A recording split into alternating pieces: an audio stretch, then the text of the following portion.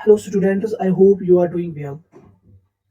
कल के लेक्चर में हमने क्या पढ़ा था? हमने देखा था जो भी क्वाड्रेटिक पॉलीनॉमियल होती है, उस क्वाड्रेटिक पॉलीनॉमियल का जो ग्राफ होता है वो क्या होता है? वो पैराबोलिक कर्व होता है, मीनस यू शेपर ग्राफ होता है। ठीक है। हमने ये भी देखा था जो वो यू शेपर ग्राफ है वो कितने पॉइंट्स पे एक्स एक्सिस को टच करता, दो पॉइंट्स पे एक्स एक्सिस को टच करता था। एट मोस्ट दो पॉइंट, मीनस ज्यादा से ज्यादा दो पॉइंट्स पे टच करता था। और हमने ये भी देखा जो क्वाड्रेटिक पॉलीनॉमियल के जीरोस होते हैं वो उन पॉइंट्स का एक्स कोऑर्डिनेट होता है जिन पॉइंट्स पे ये ग्राफ एक्स एक्स को टच करता है। ठीक है, ये पॉइंट्स हमने कल सीखे थे अच्छे से। हम कल के एग्जांपल की बात करेंगे ना, वो क्या थी? X square minus three x minus four. ये हमने एग्जांपल ली थी, फिर हमने इसी एग्जांपल का ग्राफ प्लॉट किया था। वो क्या आया था? वो अपवर्ड यू आया था, अपवर्ड यू आया था। वो इसलिए अपवर्ड यू आया था क्योंकि जो एक्स स्क्वायर का कोफिशिएंट था ना वो पॉजिटिव था, mean A is equal to 1। ये क्या था? ये पॉजिटिव था। आपको अब याद रखना है, जब भी अगर हमें कोई क्वाड्रेटिक पॉलीनॉमियल क्या होगी, a x square plus b x plus c, a x square plus b x plus c, ये क्वाड्रेटिक पॉलीनॉमियल होगी। अगर इस ए का वैल्यू पॉजिटिव होगा, अगर इस ए का वैल्यू पॉजिटिव होगा तो ग्राफ कैसा आएगा? ग्राफ ऐसे आएगा, ग्राफ ऐसे आएगा, अपवर्ड यू आएगा। ठीक है। इसी तरह अगर ए का वैल्यू क्या होगा? नेगेटिव होगा तो ग्राफ कैसा आएगा? ग्राफ ऐसे डाउनवर्ड यू आएगा, डाउनवर्ड यू आएगा। ये आपको याद रखना है। ठीक है। जो हमने पिछली वाली एग्जांपल की थी वहां पे ए क्या था? 1 था, इसलिए ग्राफ कैसे आया था? ऐसे अपवर्ड आया था। अगर हम ए की वैल्यू नेगेटिव लेंगे, कोई भी वैल्यू लेंगे लेकिन नेगेटिव लेंगे, ए की वैल्यू नेगेटिव लेंगे तो ग्राफ कैसे आएगा? ग्राफ ऐसे आएगा, डाउनवर्ड यू आएगा। ठीक है, आपको ये याद रखना है।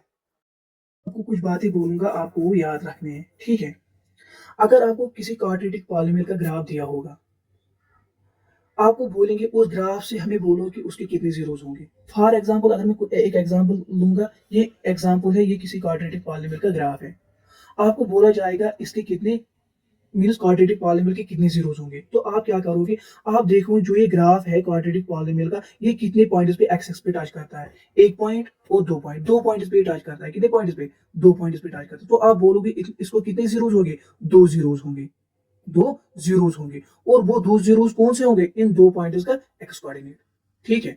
इसी तरह अगर ये किसी क्वाड्रेटिक पॉलीनॉमियल का ग्राफ होगा, आपको बोलेंगे इसके कितने जीरोस होंगे। आप देखोगे जो ये ग्राफ है ये कितने पॉइंट्स पे एक्स एक्स को टच करता है। कितने पॉइंट्स पे करता है? एक दो, मीनस दो पॉइंट्स पे टच करता है। तो आप बोलोगे जो इसके कितने जीरोस होंगे? दो जीरोस होंगे। और वो दो जीरोस कौन से होंगे? वो इन दो पॉइंट्स के एक्स कोऑर्डिनेट होंगे। ठीक है। इसी तरह अगर आपको ये वाला ग्राफ दिया जाएगा, ये वाला ग्राफ दिया जाए, आपको बोलेंगे कि इसके कितने जीरोस होंगे।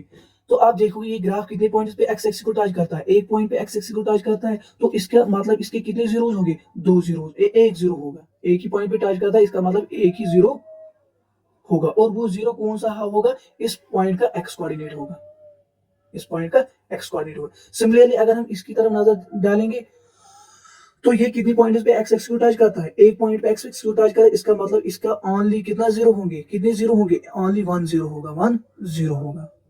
ठीक है। इसी तरह अगर मैं आपको ये ग्राफ दूंगा, मैं बोलूंगा इसके कितने जीरोस होंगे, आप देखोगे जो ये ग्राफ है ये कितने पॉइंट्स पे एक्स एक्स को टच करता है। आपको पता ही है, अगर आप देखोगे जो एक्स एक्स है वो ये है, तो ग्राफ ऊपर है, इसका मतलब ये ग्राफ किसी पॉइंट पे एक्स एक्स को टच नहीं करता है। इसका मतलब जिस क्वाड्रेटिक पॉलीनॉमियल का ये ग्राफ है उस क्वाड्रेटिक पॉलीनॉमियल का कोई जीरो नहीं होगा, has no zero, has no zero. अगर मैं इस ग्राफ की बात करूंगा, मैं बोलूंगा इस ग्राफ के जरिए से बोलो आप क्वाड्रेटिक पॉलीनॉमियल के कितने जीरोस होंगे। आप देखोगे जो ये ग्राफ है, यू शेप्ड ग्राफ, ये कितने पॉइंट्स पे एक्स एक्स को टच करता है। देखिए अगर आप देखोगे ये किसी पॉइंट पे टच नहीं करता है, इसका मतलब इसका कोई जीरो नहीं होगा। मीनस जो ये क्वाड्रेटिक पॉलीनॉमियल है, जिस क्वाड्रेटिक पॉलीनॉमियल का ये ग्राफ है उसका कोई जीरो नहीं, हैज नो जीरो। ठीक है। अब हम बोल सकते हैं जो भी क्वाड्रेटिक पॉलीनॉमियल होती है उसके कितने जीरो हो सकते हैं?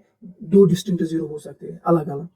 हम ये भी बोल सकते हैं जो क्वाड्रेटिक पॉलीनॉमियल है उसके कितने जीरो हो सकते? दो रियल जीरो हो सकते हैं।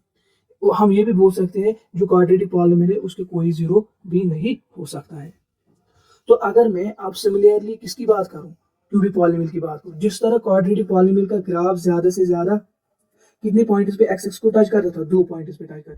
इसी तरह जो क्यूबिक पॉलीनॉमियल का ग्राफ होगा वो एक्स एक्सिस पे कितने पॉइंट्स पे टच कर सकता है, ज्यादा से ज्यादा 3 पॉइंट्स पे टच कर। जैसे कि मैंने नीचे एग्जांपल दिया, अगर मैं इस ग्राफ की तरफ नजर डालूं तो ये कितने पॉइंट्स पे एक्स एक्स को टच करता है, 1 पॉइंट, 2 और 3, मीन 3 पॉइंट्स पे टच करता है। ये किसका ग्राफ है, ये क्यूबिक पॉलीनोमियल का ग्राफ है।